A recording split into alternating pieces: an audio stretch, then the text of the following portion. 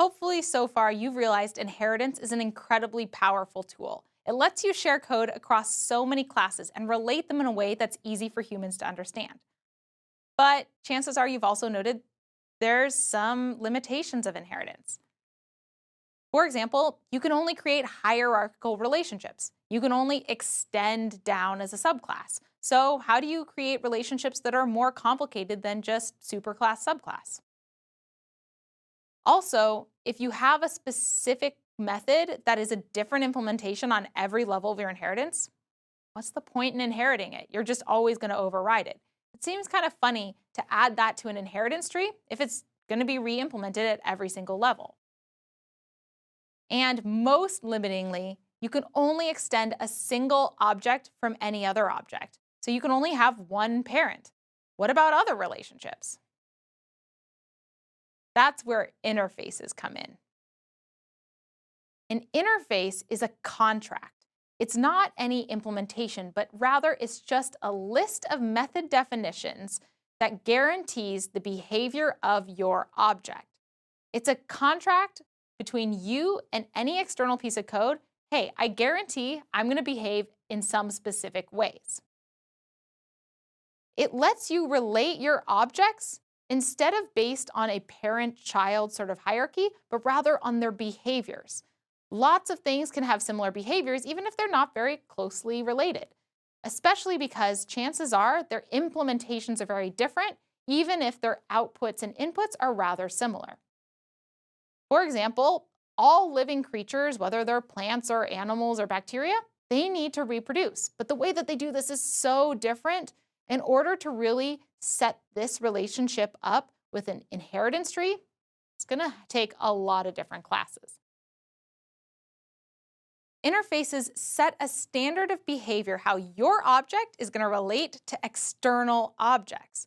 So if you have, say, a data structure that knows it needs to interact with your object, an interface is a really good way to dictate how that's going to happen. For example, maybe you have a system that needs to pay out employees. All employees need to be able to accept payment, but maybe the way they do that across companies or job functions is super different. By adding an interface like this, you guarantee you're dictating how you can send information in and out of your object. Here's the syntax for using an interface. You use the keyword implements and then the name of your interface.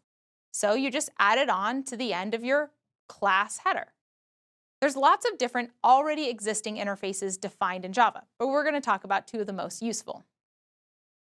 The first is the comparable interface. The comparable interface guarantees that you're going to return back how to relate your object to another type of object. This becomes really important when you have objects where it's not very clear how they're going to be stack ranked. For example, how do you stack rank students? Maybe it's not just GPA, maybe it's a lot of different factors. By implementing the comparable interface, you're going to do that work so that when another object interacts with yours, it knows how to relate them.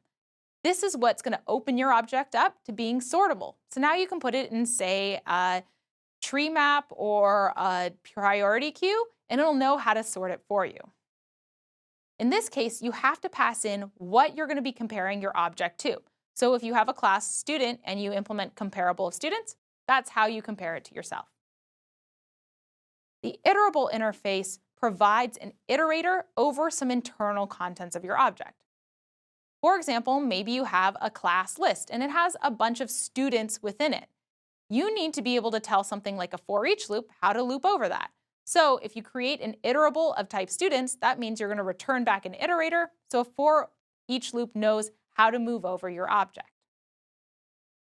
You can also create your own interfaces.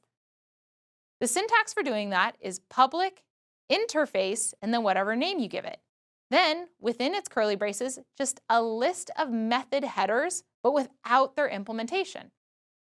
Really, you just end up with a bunch of method definitions, but you don't care how they're implemented. You just end that line with a semicolon instead of some curly braces and some statements.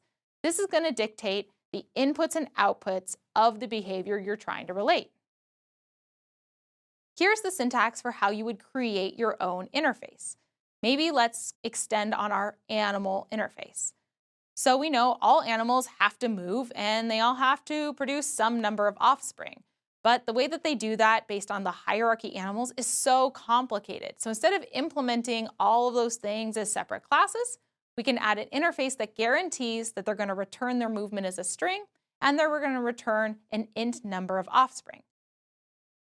The powerful thing about interfaces is you can implement as many interfaces as you want. Just use a comma to separate them. This helps you get around the relationship blocker of only being able to extend one class. So this is a really good thing to do when you have certain behaviors that are very general, and you want to make sure that your object can interact in the ecosystem of objects that you've already created. Interfaces are going to open up a whole new way for you to restructure your code base and make sure that you're making it very clear for other developers to understand how to leverage the work that you've done in your very own object.